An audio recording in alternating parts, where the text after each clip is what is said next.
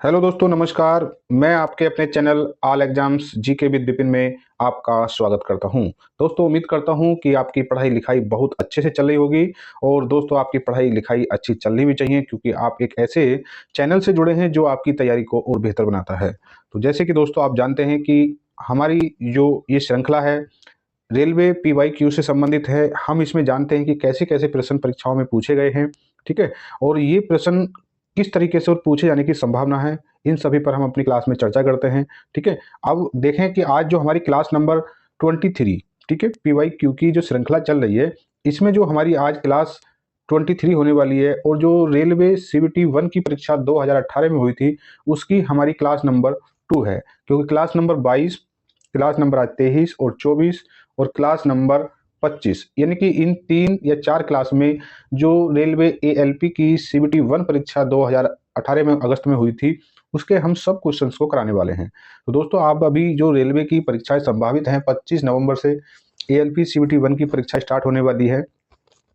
तो देखिए, परीक्षा से पहले अब कुछ ज़्यादा तो नया पढ़ने का समय नहीं रहा, पर आपको जो ALP की परीक्षा से पहले, अपनी परीक्षा से पहले अपने जितने भी PYQ के क्वेश्चंस हैं, आपको उन पर एक सरसरी निगाह से उन्हें देखना है कि किस तरीके से क्वेश्चंस पूछे जा रहे हैं या पूछे गए थे, ठीक है। तो चलिए अपनी क्लास को दोस्तों स्टार्ट करते हैं। तो दोस्तों, आपने इससे जो पहली क्लास के साथ साथ हमारी इस पूरी सीरीज को आपने काफ़ी प्यार दिया, तो दोस्तों आप अपना ऐसे प्यार बनाए रखें और अपने दोस्तों को भी सलाह दे सकते हैं कि all exams GK with Vipin channel आपकी निःशुल्क तैयारी बड़े बेहतर ढंग से करा रहा है।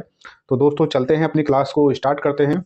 दोस्तों, अगर अभी तक जो नए हमारे मित्र हैं, ठीक है, तो वो इस चैनल को सब्सक्राइब कर सकते हैं। तो चलिए अपनी क्लास को स्टार्ट करते हैं। चलिए, देखिए आज का जो हमारा पहला प्रश्न है वो प्रश्न क्या है। तो देखिए, जो शिफ्ट है, हमने 6 शिफ्ट में, ये 21 शिफ्ट में परीक्षा हुई थी और 6 शिफ्ट की परीक्षा को हमने कंप्लीट करा दिया है, ठीक है, जीके जीएस के सभी क्वेश्चंस को। अब जो शिफ्ट नंबर 7, यानी कि ये शिफ्ट हुई थी 13 अगस्त 2018 की सेकंड शिफ्ट है, ठीक है। तो इस सेकंड शिफ्ट में कैसे क्वेश्चन पूछे गए, हम उन पर देखने वाले हैं। बस आपको क्या करना है कि अगर ये कहीं ना कहीं आपने बहुत पहले से ऐसा कुछ पढ़ रखा होगा, तो आपको वीडियो की क्वालिटी थोड़ा बढ़ाना है और अपने फ़ोन को लैंडस्केप मोड में करके फास्ट स्पीड में आपको रिवीजन करना है, ठीक है। और हम भी कोई क्वेश्चन ज़्यादा इंपॉर्टेंट तो सभी हैं यहाँ पर। जो 80 से 90% जो प्रश्न हैं सभी इंपॉर्टेंट हैं। बस क्या है कि अगर कोई ज़्यादा है तो हम किसी का कोई फैक्ट बताने के लिए यहाँ काम करेंगे। ज़्यादा से ज़्यादा यहाँ हम क्वेश्चन रिवीजन कर रहे हैं, ठीक है। अगर आपको क्लास के ये क्वेश्चंस, यानी कि हमारी सब्जेक्ट वाइज जो क्लासेस चल रही हैं, आप उन पर जाएँ। हम हर एक क्वेश्चंस को काफ़ी डिटेल में जाकर जाके उसे बताने का काम कर रहे हैं, ठीक है। तो आप हमारी सब्जेक्ट वाइज क्लास देख सकते हैं। सभी क्लास वेरी इंपॉर्टेंट क्लास के रूप में चल रही हैं। तो देखिए दोस्तों, 1 मिनट हम और आपको बताना चाहेंगे कि देखिए आज जो हमारी क्लास का पहला क्वेश्चन है, ध्यान देना। पहला जो क्वेश्चन है कि पौधों में ऑक्सिन हार्मोन के संचार के कारण वे प्रकाश की ओर झुक जाते हैं। मैं आपको बताना चाहूँगा दोस्तों, कभी भी किसी भी टॉपिक को हल्के में मत लो और किसी क्वेश्चंस की वैल्यू को कम मत समझो। अब आप देखेंगे कि सर, आप कहेंगे कि सर ये तो ALP के क्वेश्चंस हैं, ये किसी और परीक्षा में नहीं आएंगे। तो देखिए, मैं आपको बताना चाहूँगा, ये क्वेश्चंस आपको लगता होगा कि 13 अगस्त 2018 और अब क्या चल रहा है 24, लगभग 6 साल, ठीक है, लगभग 6 साल हो गए। अभी जो BPSC TRE 3.0 की परीक्षा हुई थी बिहार टीचर की, उसमें 6 to 8 की जो परीक्षा हुई थी, उसमें GK GS में ये क्वेश्चन पूछा गया था। अब आप इसी से ध्यान लगा सकते हैं कि हर एक क्वेश्चन की वैल्यू कितनी होती है। अगर आप ये कहेंगे कि ये क्वेश्चन तो ALP का ही था, अब ये नहीं पूछा जाएगा, तो दोस्तों ऐसा कुछ नहीं होता। GK GS का कोई लिमिट नहीं है, ठीक है। ये अनलिमिटेड क्षेत्र है, ठीक है। यहाँ कोई भी क्वेश्चन किसी भी परीक्षा में पूछा जा सकता है। तो ये क्वेश्चन जो है अभी BPSC TRE 3.0 की परीक्षा में 6 to 8 की जो परीक्षा हुई थी, उसमें जो GK GS का पोर्शन था, ये क्वेश्चंस बिल्कुल सेम टू सेम रखा हुआ मिला वहाँ पे, ठीक है। तो इसीलिए मैं आपसे कहता हूँ कि अगर आप ALP की तैयारी के साथ अन्य जितनी भी प्रतियोगी परीक्षाओं की तैयारी कर रहे हैं, तो आप इन क्लास को फॉलो कर सकते हैं, ठीक है। चलिए, तो ये पहला क्वेश्चन हमारा हो गया कि पौधों में ऑक्सिन हार्मोन्स के संचार के कारण वे प्रकाश की ओर झुक जाते हैं, ठीक है। चलिए आगे जो प्रश्न है कि कवक की कोशिका भित्ति किससे बनी होती है, तो काइटिन से बनी होती है। देखिए, हर एक क्वेश्चन से इन जो हम आपको क्वेश्चंस करा रहे हैं, इन क्वेश्चन से कम 10-10 क्वेश्चन बन सकते हैं, परंतु समय का अभाव और ये जो है केवल और केवल रिवीजन क्वेश्चंस हैं। ठीक है, हम यहाँ ज़्यादा डिस्कशन नहीं करेंगे। ठीक है, चलिए अगला क्वेश्चन क्या होने वाला है कि गुण सूत्र में क्रोमेटिक डस जिस बिंदु पर संलयन होते हैं उस बिंदु का नाम सेंट्रोमियर है। ठीक है, चलिए अगला प्रश्न देखिए, यांत्रिक ऊर्जा। ध्यान देना, देखिए आप इन प्रश्न को समझ भी पा रहे होंगे क्योंकि आपने काफ़ी तैयारी पहले से कर भी रखी होगी, क्योंकि जब आप एक परीक्षा देने जा रहे हैं तो ऐसा नहीं है कि आपने पहले से कुछ पढ़ नहीं रखा होगा। तो हर एक क्वेश्चन से बहुत कुछ क्वेश्चन बन सकते हैं, परंतु नहीं, यहाँ ज़्यादा डिटेल में नहीं जाएंगे। तो देखिए, यांत्रिक ऊर्जा गति ऊर्जा और स्थिति ऊर्जा का योग है। ठीक है, चलिए अगला क्वेश्चन देखिए कि ध्वनि जो है निर्वात के माध्यम से गुजर नहीं सकती। ध्यान देना, इस कॉन्सेप्ट से संबंधित आगे भी क्वेश्चंस आपको मिलेंगे कि जो हमारी साउंड है, हमारी जो ध्वनि है, ये निर्वात वह होता है जहाँ कोई भी वातावरण यानी वायु वगैरह कुछ नहीं होती है, उसे निर्वात बोलते हैं। तो निर्वात माध्यम से नहीं गुजर सकती, कहने का मतलब यह है अगर वो वहां से नहीं गुजर सकती तो ध्वनि के संचरण के लिए किसी माध्यम की आवश्यकता जरूर पड़ती होगी। तो जी हाँ, ध्वनि को संचरण के लिए माध्यम की आवश्यकता होती है।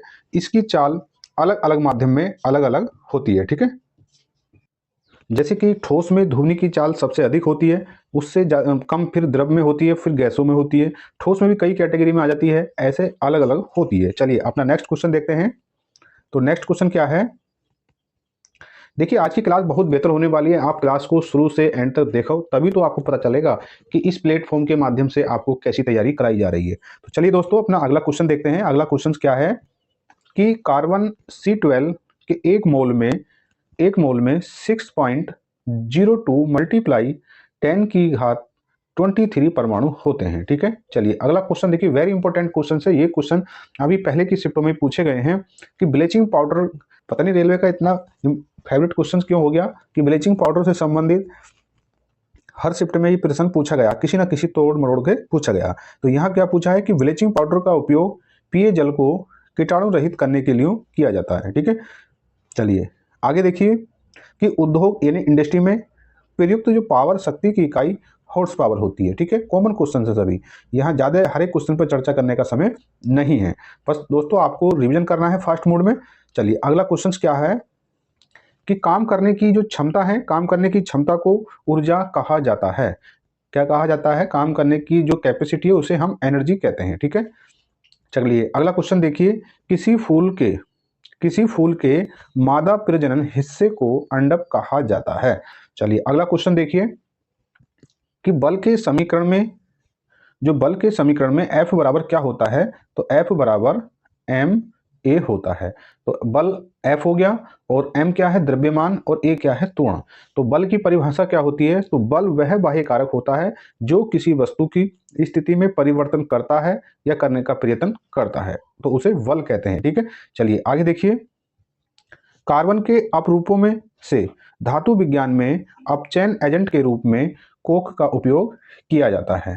ठीक है, चलिए आगे देखिए, अगला जो क्वेश्चन है कि इथाइन एक असंतृप्त हाइड्रोकार्बन है। चलिए अगला क्वेश्चन इंपॉर्टेंट क्वेश्चन है कि रक्त का जो प्लाज्मा है, जो प्लाज्मा घटक यानी कंपोनेंट है, वो भोजन, CO2 कार्बन डाइऑक्साइड और नाइट्रोजन युक्त कचरे का परिवहन करने का कार्य करता है। ठीक है, रक्त का जो प्लाज्मा कितने प्रतिशत होता है? तो ये लगभग 55% होता है। बिल्कुल एग्जैक्ट वैल्यू तो ये नहीं है, कुछ पॉइंट में होता है, वैसे तो 99% यही होता है। ठीक है, चलिए देखिए अगला जो क्वेश्चन है, और ये शिफ्ट कौन सी है। अब जो 14 अगस्त 2018 की फर्स्ट शिफ्ट के क्वेश्चन हम देखते हैं।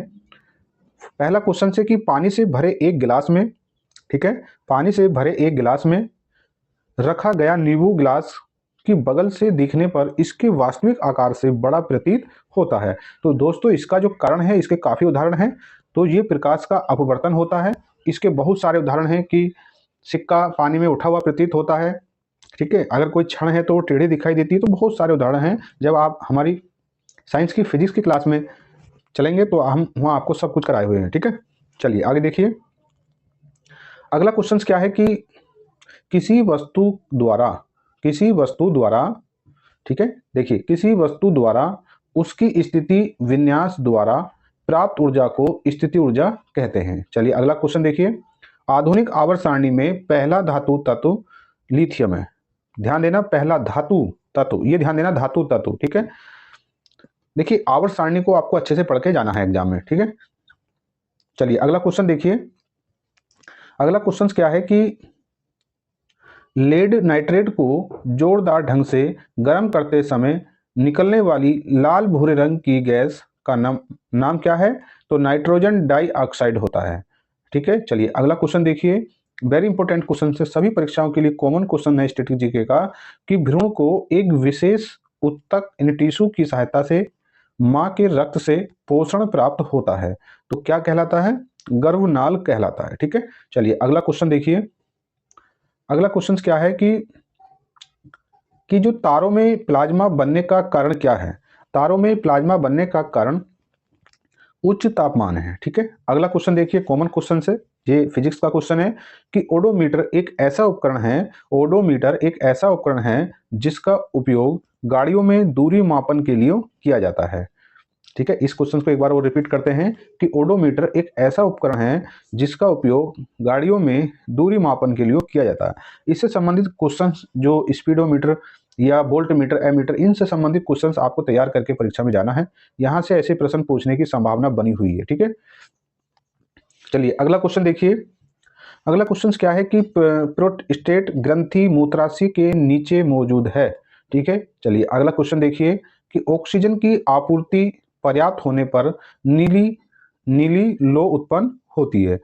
चलिए अगला क्वेश्चन देखिए, संवेग की इकाई पूछ रहा है, तो संवेग जो होता है, संवेग बराबर क्या होता है? m और v होता है। तो m क्या है? द्रव्यमान, द्रव्यमान का जो मात्रक है वो किलोग्राम है, और ये क्या है? वेग, ठीक है। तो वेग का मात्रक क्या होता है? मीटर प्रति सेकंड। तो इससे दोनों का जो यूनिट है और इनका जो ये यूनिट बन जाती है, ठीक है।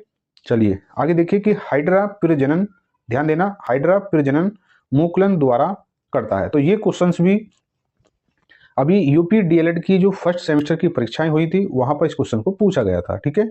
चलिए आगे देखिए कि अगला क्वेश्चन क्या है कि CO2 का मतलब कार्बन डाइऑक्साइड में कार्बन की प्रतिशतता कितनी है? तो ये 27.3 है, ठीक है। तो चलिए देखते हैं अपने अगला क्वेश्चन। तो देखिए अगला जो क्वेश्चन है वो 14 अगस्त 2018 की थर्ड शिफ्ट होने वाली है, ठीक है। कौन सी शिफ्ट होने वाली है? तो ये थर्ड शिफ्ट होने वाली है। देखिए तो इसका पहला क्वेश्चन क्या है कि ठोस कार्बन डाइऑक्साइड को, देखिए कार्बन से संबंधित क्वेश्चन बार बार रिपीट हो रहे हैं, आप इस चीज को देख रहे होंगे कि क्वेश्चन जो है यहाँ पर लगभग 40% क्वेश्चन बार बार रिपीट हो रहे हैं, ठीक है। 40% क्वेश्चन रिपीट हो रहे हैं, चाहे वो टॉपिक वही है, उसी से संबंधित इर्द गिर्द क्वेश्चन को बनाया जा रहा है, ठीक है। अभी देखिए कार्बन डाइऑक्साइड के बारे में पहले पूछा कि कार्बन डाइऑक्साइड में कार्बन की प्रतिशतता कितनी है, और यहाँ कार्बन डाइऑक्साइड के बारे में कुछ और पूछ लिया है, ठीक है। तो यहां पूछा है कि ठोस कार्बन डाइऑक्साइड को सूखी बर्फ के नाम से भी जाना जाता है, ठीक है। चलिए अगला जो प्रश्न होने वाला है, अगला प्रश्न क्या है कि सूत्री विभाजन के चरण का नाम मेटाफेज है, ठीक है, जिसके दौरान विभाजित सेल और गुणसूत्र के मध्य रेखा स्थित होते हैं, ठीक है। चलिए अगला क्वेश्चन देखिए। अगला क्वेश्चन क्या है कि अगला क्वेश्चन से कि अधातु ऑक्साइड आमतौर पर क्या होते हैं? अम्लीय होते हैं, ध्यान देना है। चलिए अगला क्वेश्चन देखिए कि यदि किसी विलयन से नीला लिटमस लाल रंग में परिवर्तित हो जाता है तो इसका पीएच मान 6 होने की संभावना बन जाती है। चलिए अगला क्वेश्चन देखिए, किसी तने हुए रबड़ बैंड में कौन सी ऊर्जा होती है? तने हुए रबड़ बैंड में उसकी स्थिति, पोजीशन, एनर्जी होती है, ठीक है। चलिए देखिए आगे देखिए कि अगला प्रश्न क्या है कि जो एम्फीबिया पौधे की बायोफ्लोर समूह में रखा गया है। चलिए अगला क्वेश्चन देखिए, यदि किसी वस्तु द्वारा तय की गई दूरी, ध्यान देना है, अच्छे क्वेश्चन से, कॉन्सेप्ट क्लियर होना चाहिए, क्वेश्चन तो आप किसी तरीके का भी हल करके ले जाएंगे, ठीक है। बस आपको उस टॉपिक से संबंधित जितने भी कॉन्सेप्ट हैं क्लियर होने चाहिए, जो क्वेश्चन को किसी तरीके से पूछ ले, फिर उसमें डरने की कोई जरूरत नहीं है, ठीक है। यदि किसी वस्तु द्वारा तय की गई दूरी शून्य है तो वस्तु का जो विस्थापन शून्य होगा। चलिए नेक्स्ट क्वेश्चन देखिए, वेरी इंपॉर्टेंट क्वेश्चन है, ये जनरल नॉलेज का क्वेश्चन है कि ऊर्जा को न तो बनाया जा सकता है और ऊर्जा को न नष्ट किया जा सकता है। तो जो एनर्जी होती है, एनर्जी को ना तो उत्पन्न किया जा सकता है और ना ही नष्ट किया जा सकता है। एनर्जी सिर्फ एक रूप से दूसरे रूप में कन्वर्ट हो जाती है, ठीक है। तो ये जो प्रक्रिया चलती रहती है, चलिए अगला प्रश्न देखिए। अगला प्रश्न क्या है, बहुत अच्छा क्वेश्चन होने वाला है कि हम जो भोजन ग्रहण करते हैं उससे प्राप्त हुई कुछ ऊर्जा ग्लूकाइकोजन में संग्रहित होती है। ठीक है, चलिए अगला क्वेश्चन देखिए। प्रोपेन का रासायनिक सूत्र C3H8 है। चलिए आगे क्वेश्चन देखिए कि सोडियम हाइड्रोजन कार्बोनेट के गर्म होने पर कार्बन डाइऑक्साइड गैस छूटती है। चलिए अगला जो प्रश्न होने वाला है वो कौन सा प्रश्न है कि जो वृषण होते हैं, वृषणों से टेस्टोस्टेरोन हार्मोन स्रावित होता है। ठीक है, चलिए अगला क्वेश्चन देखिए।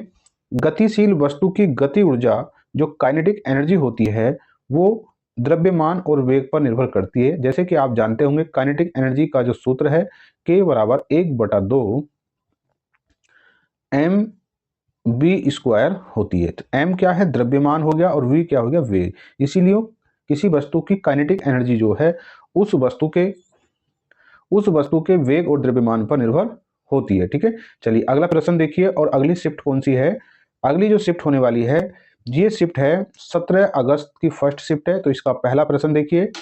इसका जो पहला प्रश्न है कि आधुनिक आवर्त सारणी की तीसरी अवधि और 8वें समूह में रखी गई नोबल गैस आर्गन गैस है। ठीक है, चलिए आगे देखिए। अगला प्रश्न क्या होने वाला है कि अस्थाई ऊतक यानी टिश्यू की बात है। तो जो टिश्यू हैं इन्हें स्क्लेरेंकाइमा एक पौधे को कठोर और मजबूत बनाता है। ठीक है, क्या बनाता है, कठोर और मजबूत बनाता है। ठीक है, अगला प्रश्न देखिए कि किसी एकल आवृत्ति की आवाज को टोन कहा जाता है। ठीक है, चलिए अगला प्रश्न देखिए। चलिए देखिए नेक्स्ट जो क्वेश्चंस होने वाला है कि जो प्रजनन के लिए पुष्पों में, फूलों में आवश्यक अंग कौन सा है। तो एक पुंकेसर और एक स्त्री केसर। ध्यान देना ये क्वेश्चन आगे भी रिपीट होगा। ठीक है, बायोलॉजी का ही प्रश्न है। चलिए अगला क्वेश्चन क्या होने वाला है कि ध्यान देना है कि एक सूक्ष्म सेल में ऊर्जा रासायनिक ऊर्जा के रूप में संग्रहित रहती है। ठीक है, चलिए अगला प्रश्न क्या है कि एक वाट जूल प्रति सेकंड के बराबर होता है।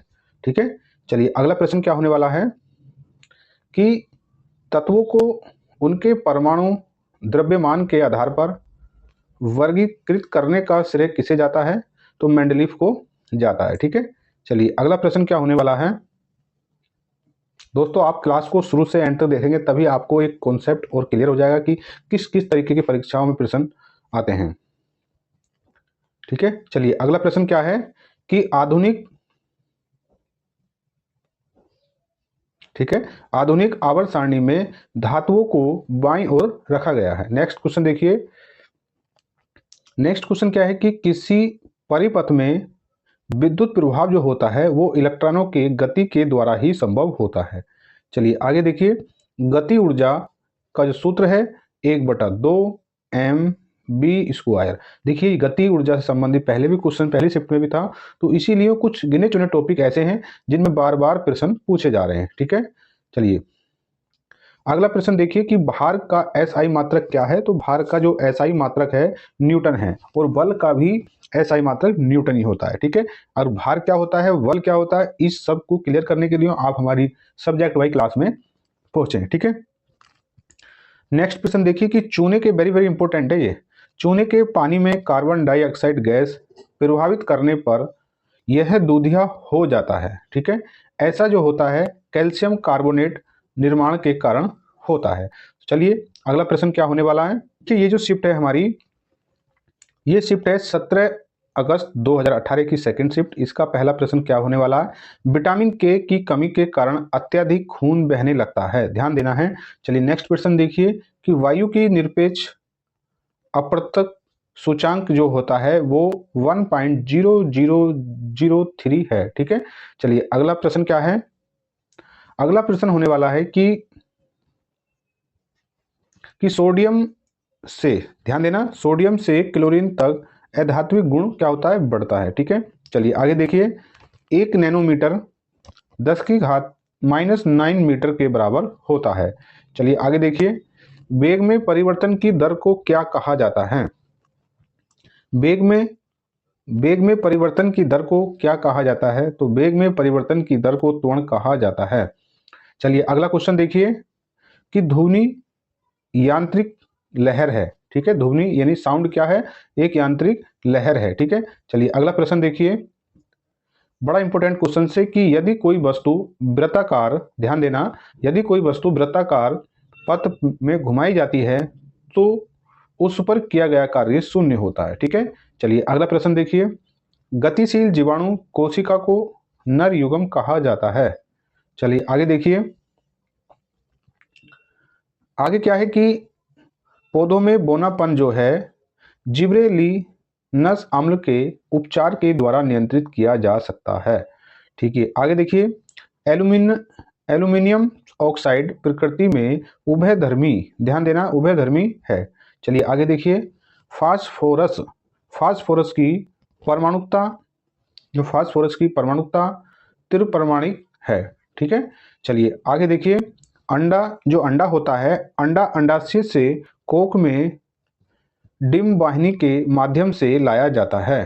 ठीक है, चलिए आगे देखिए, आगे क्या है कि स्रावों में प्रचुर मात्रा में, ध्यान देना, स्राव में प्रचुर मात्रा में सफेद फाइबर पाए जाते हैं। चलिए अगला क्वेश्चन देखिए, किसी गोलाकार दर्पण की परावर्तक सतह के व्यास को छेद कहा जाता है।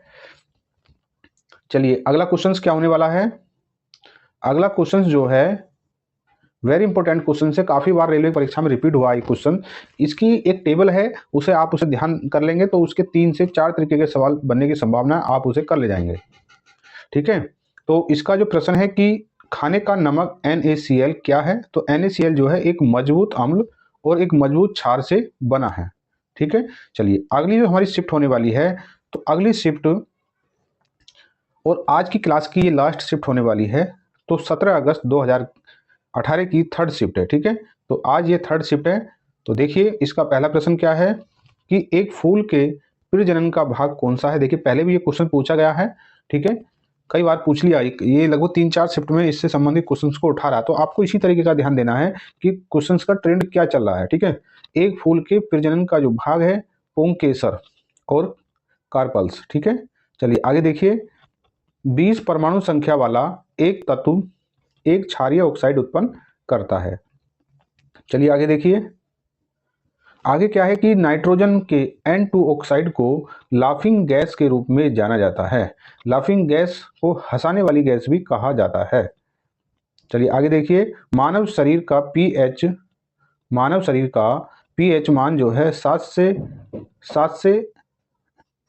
7.8 होता है। ठीक है, चलिए अगला क्वेश्चन है कि विद्युत प्रभाव की अंतरराष्ट्रीय, ध्यान देना, विद्युत प्रभाव की अंतरराष्ट्रीय मानक इकाई क्या है? एम्पियर है। कौन सी इकाई? SI इकाई।